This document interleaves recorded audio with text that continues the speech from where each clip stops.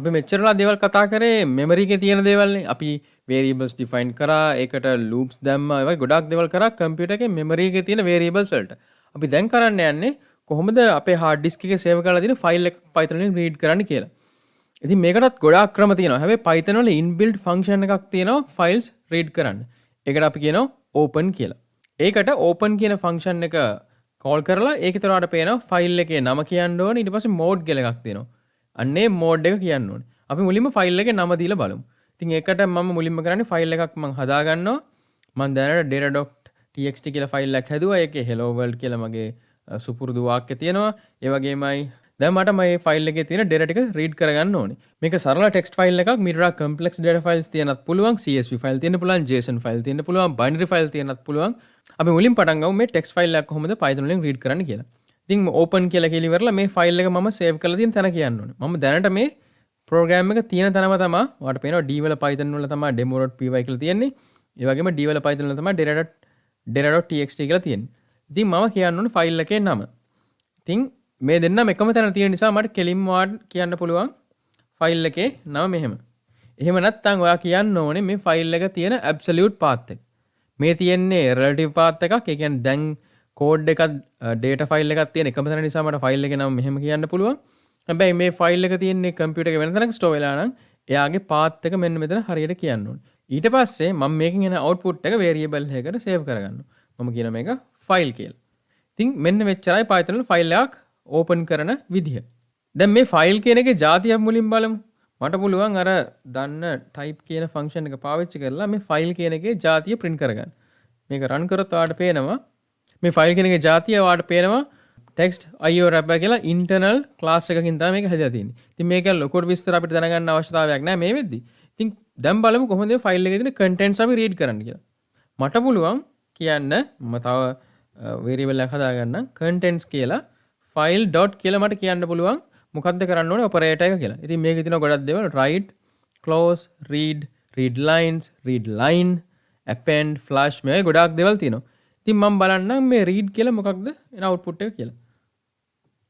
ඉතින් දැන් මම බලන්නම් මුලින්ම මේ contents කියන එක print කරලා මොකක්ද මේකේ output එක කියලා. ඔයාලට පේනවා මේකේ data ටික ඔක්කොම print වෙලා තියෙනවා. ඒ කියන්නේ මේ read කියන function එකෙන් file එකේ තියෙන data ටික ඔක්කොම read කරනවා. ඉතින් මම මේක කියන්න පුළුවන් read කියලා ඕනනම් එකයි කියලා. එතකොට මේක output එක run බැලුවොත් එතකොට ඔයාලට පේනවා එක character එකයි print වෙලා තියෙන්නේ. ඉතින් ඒ කියන්නේ මේ read කියන එකට දාන parameter එක කියන්නේ කොච්චරක් data read කරන්න ඕනද කියලා. ඉතින් දැනට එක character එකක් read වුණා. මම මේකට 5ක් වගේ දැම්මොත් ඉතින් ඔයාලට ඒත් පේනවා මේකේ hello කියලා print වෙනවා. ඒ වගේම ඔයා මෙතන මුකුත් නොදා හිටියොත් මුළු file එකම read වෙනවා EOF එහෙම නැත්නම් end of file කියන flag එක හම්බ වෙනකම්. ඉතින් සරල තේරුම තමයි මෙතනට ඔයා මොනවා හරි නොදැම්මොත් මුළු ෆයිල් එකම සම්පූර්ණයෙන් කියවනවා. දැන් මේ ෆන්ක්ෂන් එකෙන් ෆයිල් එකේ මුළු කන්ටෙන්ට් එකම රීඩ් වුණානේ. ඉතින් ඒක එච්චරම හොඳ නෑ. ඒකට හේතුව මේ ෆයිල් එකේ තියෙන data set එක ගොඩාක් ලොකුයි නම් මේ contents කියන variable එකේ size එක ලොකු වෙලා computer එකේ memory එක overflow වෙන්න පුළුවන්. ඒක නිසා අපි මෙහෙම files read කරන්නේ නැහැ. අපිට පුළුවන් ෆයිල් එකේ line එකෙන් line එක කියවන්න. ඉතින් ඒකට පාවිච්චි කරන්න පුළුවන් read වෙනුවට read line කියලා ෆන්ක්ෂන් එකක් තියෙනවා. මේක කියන්නේ එක line එක ගානේ ෆයිල් එකේ read කරන එක. දැන් මම මේක run කරොත් ඔයාලට පේනවා එක line එකක් print වුණා. ඊට පස්සේ මම මේකම ආපහු මේ set එකම ආපහු මම ලිව්වොත් ඔයාලට පේනවා ඊළඟ line එක print වෙනවා. එහෙනම් මේ ක්‍රමයට පුළුවන් මට loop එකක් දාලා ඉවරලා මේ read line කියන එක අරගෙන ඒකෙන් contents ටික read කරගන්න. ඔයාලට මතකයි මම මේක පැහැදිලි කරා while loops ගැන කියද්දි. ඉතින් මට පුළුවන් මෙන්න මෙහෙම දෙයක් කරන්න. අපි හිතමු මම දානවා while loop එකක් while true infinite loop එකක් දාමු. මේ දෙක මට අවශ්‍ය නැහැ දැන්. ඉතින් මෙන්න මෙහෙම දානවා. ඊට පස්සේ මම කියනවා if not contents කියන්නේ contents කියන එක null නම් මේක break කරන්න කියලා. දැන් මම මේක run කරොත් ඔයාලට පේනවා මුළු lines ටික ඔක්කොම මට එකපාර print කරගන්න හැකියාවක් තියෙනවා. මේ while loop එක පාවිච්චි කරන තව විදිහක්. ඒකට හේතුව අපි දන්නේ නැහැ මේකේ file එකේ lines කොච්චරක් තියෙනවද කියලා. ඉතින් for loop එකකට මේක දාලා ලියන්නත් පුළුවන්. for loop එකකට දාලා ලියන්නේ මට පුළුවන් මෙන්න මේ file කියන මුළු variable එකම එකපාර iterate කරන්න. මම කියනවා එහෙනම් for line in file දැන් මට පුළුවන් මෙන්න මෙහෙම ලියන්න. මම කියනවා line හිතමු මොකක් හරි අද්දාලා එතකොට මට පුළුවන් line එක print කරගන්න. දැන් මම මේක run කරොත් ඔයාලට අර output එකම පේනවා. හැබැයි line එකත් එක්ක. ඉතින් මට ඕනනම් මේක ඔයාලා ඉනමරේට් කරන්න පුළුවන්. ඉනමරේට් කරලා ඉවරලා මට ලයින් එකේ නම්බර් එකක් print කරගන්න ඕනේ. එහෙනම් මම කියනවා i කියලා කියන ඉන්ඩෙක්ස් එක නම් මම i වත් print කරලා මෙහෙම print කරොත් ඔයාලට පේනවා මෙතන ලයින් එකේ නම්බර් එකත් එක්කම මට මේක print කරගන්න පුළුවන්. එහෙනම් මම තියාගන්න ඔයාලට while loop එකකින් උනත් පුළුවන් files read කරන්න. for loop එකකින් උනත් පුළුවන් files read කරන්න. මේ තියෙන්නේ files read කරන්න පාවිච්චි කරන විදිය. මේ file එක කියලා කියන ඇත්තටම internally ගත්තොතින් අපි මේවට කියනවා file descriptor එකක් open කරනවා මේ file එක read කරන්න.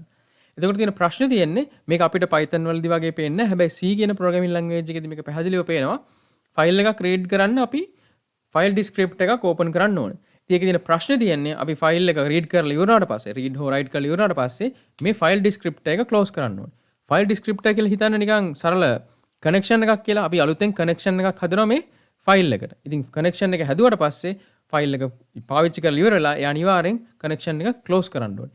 එහෙම නැත්නම් මේ connections ගොඩක් open වෙලා තිබිලා එක්ක computer crash වෙන්න පුළුවන්. එහෙම නැත්නම් භයානකම දේ තමයි සමහර ලාවට hackers ලට උනත් ඔයාගේ computer එක hack කරන්න පුළුවන්. ඉතින් ඒක ටිකක් extreme case එකක්. හැබැයි එහෙම හැකියාවකුත් තියෙනවා. ඉතින් අනිවාර්යෙන් අපි මේ file එකට open කරපු connection එක file එක පාවිච්චි කරලා ඉවරනාට පස්සේ close කරන්න ඕනේ. ඒක සෑහෙන වැදගත්. ඒක හොඳට මතක තියාගන්න. ඉතින් අපි බලමු දැන් මේ file එකක් write කරන්නේ කොහොමද කියලා. file එකක් write කරන්නත් මේ open කියන function එකම තමයි පාවිච්චි කරන්නේ. ඉතින් ඒක නිසා මේක වැරදියට තේරුම් ගන්න එපා. මේ open කියලා කියන්නේ file එකක් open කරනවා කියන එක නෙමෙයි. file එක ලියන්න ඕන කරන connection එක. එහෙම නැත්නම් file descriptor එක open කරනවා කියන එක. ඉතින් ওই descriptor එක, ওই connection එක file එක read කරන්න පාවිච්චි කරන්නත් පුළුවන්. file එක write කරන්න පාවිච්චි කරන්නත් පුළුවන්. ඉතින් අපි දැන් බලමු කොහොමද file එකක් write කරන්න මේ open කියන function එක පාවිච්චි කරන්න කියලා. ඒකට මෙන්න මෙතනට අපි දාන්න ඕනේ mode එක pass කරන්න ඕනේ. ඔයාලට පේනවා මේක තව parameter එකක් අරගන්නවා. ඉතින් දැනට තියෙන modes මම පැහැදිලි කරලා දෙන්නම් මෙන්න මේ විදිහට. මේ තියෙන්නේ දැනට Python වල තියෙන ප්‍රධාන file reading modes. ඉතින් පළවෙනි එක තමයි read only. ඒ තමයි default එක. ඒ කියන්නේ මම මෙතන මුකුත් නොදා හිටියොත් ඉතින් ඒක read විදිහට තමයි වැඩ කරන්නේ. මම read විදිහට open කරපු file එකකට මට write කරන්න බෑ. එතකොට ඒක error එකක් එනවා. ඊළඟ mode එක තමයි write and truncate කියලා කියන්නේ. ඒ කියන්නේ file එක open වෙනවා. හැබැයි දැනට file එකක් තිබ්බොත් මේ නමින්ම ඒ file එක delete වෙලා තමයි අලුත් file එක ලියවෙන්නේ. දෙවෙනි එක තමයි open for exclusive creation. ඒ කියන්නේ file එක open කරනවා. හැබැයි දැනටමත් මේ ෆයිල් එක තියෙනවා නම් මම ලියන්න try කරද්දි ඒක fail වෙනවා. ඒ කියන්නේ මේ ෆයිල් එක write කරන්න යද්දි මේ නමෙන්ම ෆයිල් එකක් තව තියෙනවා නම් මේ program එක එතකොට crash වෙනවා. ඒක අපි handle කරන්න ඕනේ වෙනවා. දෙවෙනියට කියලා කියනවා append mode එක. ඒ කියන්නේ මට දැනට තියෙන ෆයිල් එකක් open කරලා ඒකේ අගිස්සටම මොන හරි data add කරන්න ඕන නම් ඒකට කියනවා append mode එක කියලා. ඉතින් ඊළඟ mode එක තමයි binary mode එක. ඒ කියන්නේ මට text නොවන data. ඒ කියන්නේ image එකක් වෙන්න පුළුවන්, audio track එකක් වෙන්න පුළුවන්, video file එකක් වෙන්න පුළුවන්. අන්න ඒ දේවල් read write කරන්න binary mode එක තමයි පාවිච්චි කරන්නේ. ඊළඟ එක text mode එක. ඉතින් ඒක පැහැදිලි. ඒ කියන්නේ text data read write කරන්න. ඊළඟට update mode එක. දැන් අපි බලමු මේක මට file එක write කරන්න ඕනේ. එහෙනම් මම w කියලා pass කරනවා. එහෙනම් මේකේ අගිස්සර මම කියන්න ඕනේ මෙහෙම w කියලා. දැන් මට read කරන්න නෙමෙයි ඕනේ, මට write කරන්නයි ඕනේ. ඒක නිසා මම අපි for loop එකක් දාලා ඉවර write කරන්න try කරමුකෝ. මම file.write අයිව. ඉතින් ඕක මම write කරනවා. ඒ වගේමයි මම තියාගන්න තව කාරණාවක්. දැන් මෙතන මම integer එකක් නේ pass කරන්නේ. මෙහෙම integers pass කරන්න බෑ file එකක් write කරද්දි. මොකද මම text mode එකේ තියෙන්නේ. එහෙනම් මම මේකට අනිවාර්යෙන් write කරන්න ඕනේ string එකක්. ඉතින් මට මේක str වලට convert කරලා තමයි මේක write කරන්න වෙන්නේ. ඉතින් මෙහෙම කරලා අපි දැන් මේක run කරලා බලමු. දැන් ඔයාලට output එකක් මොකක්වත් ආවේ නැහැ.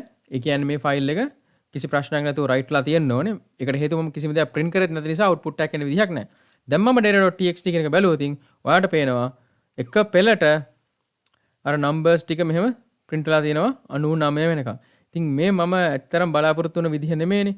හැබැයි ඔයා මේක තේරුම් ගන්න ඕන කාරණාවක් තමයි write කියලා කිව්වහම එක ළඟ එක write කරගෙන යනවා. ඉතින් ඔයාට අලුතෙන් කියන්නේ new line එකක් වගේ print කරගන්න ඕන නම් අනිවාර්යෙන් ඔයා manually කියන්න ඕනේ මෙන්න මෙහෙම new line එකක් print කරන්න කියලා. ඔයාට මතකයි මේ /n කියන එක. ඉතින් ඔන්න ඕක අපි ලියන්න ඕනේ නැත්නම් මේක new line එක add වෙන්නේ නැහැ. දැන් මම මේක run කරොත් ඔයාලට බලා ගන්න පුළුවන් මෙන්න මේ විදිහට අලුතෙන් line එකක් add වෙවි මේක print වෙලා තියෙනවා. ඉතින් එහෙනම් දැන් පැහැදිලි. file.write කියලා කියන්නේ file එකට මොන හරි දෙයක් write කරන්න කියලා. ඉතින් ඒක එක පෙළට write වෙගෙන යනවා. ඉතින් මට new line එකක් වගේ එකක් ඕනේ නම් මෙන්න මෙහෙම new line එකක් ලියන්න ඕනේ. එහෙම නැත්නම් මට comma එකක් දාලා ඉවරලා මෙහෙම ලියන්න ඕන නම් ඒකත් මම මෙහෙම ලියන්න පුළුවන්. ඒකෝර දැන් මම මේක run කරොත් output එක වඩ බලා ගන්න පුළුවන්. ඒතකොට මොකද වෙන්නේ? එක පෙළට run වෙලා ඉවර වෙලා අන්තිමේට 99යි මෙහෙම කමා එකක් වැදිලා තියෙනවා. ඉතින් අපි කොහොමද ඕක ෆික්ස් කරන්නේ? මේක ඇත්තටම ෆයිල් රීඩින් වලට සම්බන්ධ දෙයක් නෙමෙයි. ඉතින් මම මේක ඒත් මෙතනදී කියලා දෙන්නම් කොහොමද ඒක කරන්න කියලා. ඕකට අපිට පාවිච්චි කරන්න පුළුවන් ක්‍රමයක් තමයි මෙන්න මෙතන අපිට if එකක් දාන්න පුළුවන්. if දැන් මම ඉන්න i කියන එක අන්තිම එක නම් එහෙම නැත්නම් 99 නම් මෙන්න මෙයාව රයිට් කරන්න එපා කියලා. ඉතින් ඒක එච්චරම හොඳ ක්‍රමයක් නෙමෙයි. ඉතින් අපි මේක පාවිච්චි කරන්න පුළුවන් string වල තියෙනවා join කියලා function එකක්. මම ඒක මෙතන වාට මෙයාව අයින් කරලා ඉවරලා මම පොඩ්ඩක් පැහැදිලි කරන්නම්. මම මේක දැන් කමෙන්ට් කරන්නම්කෝ. මේ ඔක්කොම ලයින්ස් ටික එකපාර කමෙන්ට් කරන්න පුළුවන්. ඕන කරන කෝඩ් ටික සිලෙක්ට් කරලා control m එබුවහම Visual Studio Code වල මේක වැඩ කරනවා. ඉතින් මං ගාව ලිස්ට් එකක් තියෙනවා string list එකක්. මට ඕනේ අපි දුමු අපි ඉලක්කම් ටිකක් මෙලියමු string විදිහට. මට මෙන්න මෙයාව join කරලා තනි message එකක් කරගන්න ඕනේ. ඒතර මම කියනවා අපි හිතමු මගේ msg කියලා function එකක් හදලා මොකද්ද මගේ separate එක. කමා එකක් දාලා space එකනේ මගේ separate එක. මේකට join කියලා function එකක් තියෙනවා. දැන් මම මෙතනට pass කරන්න ඕනේ join කරන්න ඕනේ list එක මොකක්ද කියලා. මම x කියලා කියනවා. ඉතින් මම මේක explain කරන්නම් මේකේ output එක print කරාට පස්සෙම මම දැන් msg කියන එක print කරලා මේක run කරොත් ඔයාලට පේනවා මේ list එක join වෙලා තියෙනවා කමාවයි space එකයි එක්ක. හැබැයි අන්තිම එක්කෙනාට මේක ඇවිල්ලා නැහැ. ඉතින් ඒකෙන් තමයි මේ join කියන එකෙන් කරන්නේ මෙන්න මේ දීලා තියෙන string එක පාවිච්චි කරනවා දීලා තියෙන list එක join කරන්න. ඒතර ඒ list එකේ හැම element එකේම මැද්දට මේක දාන එක තමයි මේකෙන් කරන්නේ. හැබැයි ප්‍රශ්නේ තියෙන්නේ මෙන්න මේ තියෙන elements string වෙන්න ඕනේ. ඉතින් අපි දැන් කලින් කතා කරා මෙන්න මෙතන මේක පාවිච්චි කරන්න පුළුවන් විදිහක්. අපි දැන් මේ විදිහට මේක කරන්න බලමුකෝ මෙතනට. ඉතින් මම මේක දැන් uncomment කරනවා. uncomment කරන්නෙත් control m ඔබලා. දැන් මම මෙතන ලියනවා මේ විදිහටම. අපි හිතමු msg සමානයි .join මෙන්න මේක copy කරලා paste කරන්න යන්නේ දැන්. මේක copy කරලා paste කරාට පස්සේ දැන් මම මෙන්න මෙයාව අයින් කරන්නම්. දැන් මෙතනට මට write කරන්න ඕනේ මොකක්ද? msg එකනේ මට write කරන්න ඕනේ. දැන් මේක run කරොත් මෙතන error එකක් එනවා. ඒකට හේතුව මේ in range කියන එකෙන් return වෙන්නේ integers list එකක් නිසා. ඉතින් එහෙනම් මොකද කරන්න ඕනේ? මෙන්න මේ list එකම strings වලට convert කරගන්න බෑ. ඉතින් ඕක ටිකක් අමාරුනේ පුරම for loop එකක් දාලා ඉවරලා ඕක තව list එකක් හදාගෙන. හැබැයි ඔයාලට මතකයි අපි list comprehension එක ගැන කතා කරා. ඉතින් මට පුළුවන් මේක තනි line එකකින්ම එක list එකකට convert කරගන්න. මම අලුත් list එකක් හදනවා. මොකද්ද හදන්නේ? for I in මෙන්න මේක range එක මට මේකට add කරගන්න ඕනේ. මොකද්ද මේ list එකට? I වනේ str I add කරගන්න ඕනේ. දැන් අලුතෙන් list එකක් හදාගත්තා. for I in range බිඳුවේ ඉඳන් 100 වෙනකන්. හැබැයි x කියලා කියන්නේ දැන් එතකොට string list එකක්. දැන් මට මෙන්න මේ join කරන තැනට pass කරන්න පුළුවන් x කියන එක්කෙනාව message එක මේක අරගෙන දැන් මම මේක write කරොත් ඔයාලට පේනවා මේ output එක දැන් වැඩක් නැහැ. මොකද ඒක මම පාවිච්චි කරන්නේ නැහැ. ඒක අයින් කළා දාන්න. හැබැයි මේ මගේ code එක run වුණා. දැන් output එක බලුවොත් ඔයාලට පේනවා අන්තිමේට කමාවයි space එකයි නැහැ. ඉතින් මේක මම මේ side එකකින් කියලා දුන්නේ මේ .join කියන function එක strings වල තියෙනවා. වැඩිදුර විස්තර වලට පොඩ්ඩක් Google එකේ search කරලා බලන්නත් පුළුවන්. මම මෙතනට මේ පාවිච්චි කරේ මේ file එක ලියන්න මට ඕන වුණා numbers separate කරලා ලියන්න ඕන නිසා. ඉතින් අපි ඕනනම් බලමු මේ append mode එක පාවිච්චි කරලා. මම දැනට මේකට මම new line එකකට join කරන්නම්. ඒතකොට මට මේක බලා ගන්න ලේසි නිසා මම new line එකක් join කරනවා. join කළා මම මේක run කරන්නම්. එතකොට ඔයාලට පේනවා අරක අයින් වෙලා එනවා numbers විතරක් මට print වෙනවා. මට දැන් ආපහු මේකේ මම mode එක append වලට මාරු කරනවා. දැන් කලින් තිබ්බේ w නේ. ඒ කියන්නේ opening with truncating නේ. දැන් මම මේක මාරු කරනවා append වලට. append වලට දාලා ඉවරලා මම දැන් මෙතන message එක write කරනකොට x වෙනුවට මට str වලට හරවනවා. අපි හිතමු මම දෙකේ ගුණාකාරය මේකට write කරනවා කියලා. දැන් මම මේක run කරොත් ඔයාලට පේනවා කලින් එක මුකුත් වෙනස් වෙන්නේ නැහැ. හැබැයි මෙතන අර බිඳුව ආවේ මම අර මෙතනට new line එකක් කලින් join කරපු නැති නිසා. ඊට පස්සේ ඔයාලට පේනවා ඔක්කොම දෙකේ ගුණාකාර ටික තමයි print වෙලා තියෙන්නේ. මෙතන මේ බිඳුව අපි fix කරලා බලමු ඉතින් නේද? මේක ප්‍රශ්නයක් නේ. මෙහෙම බිඳුවක් මෙතන මෙහෙම වැඩිපුර print වෙලා තියෙන එක. ඉතින් මෙතන අපිට මේක fix කරන්න පුළුවන්. මෙන්න මේ file එක write කරන්න කලින් මෙතන අලුතෙන් write කරන්න කලින් new line එකක් write කරලම පටන් ගත්තා නම් හරි. ඒකට හේතුව මේ join කරාට පස්සේ new line වලින් නෙමෙයි පටන් ගන්න. මොකද ඔයාලට මතකයි මැද්දට තමයි new line එක දාන්නේ. මේ message එක write කරන්න කලින් new line එකකුත් write කරලා ගත්තා නම් ඔයාලට මෙන්න මෙතන මේ බිඳුව අලුත් line එකකට අරගන්න පුළුවන්. ඉතින් ඔන්න ඕක තමයි basic text files read write කරන විදිහ.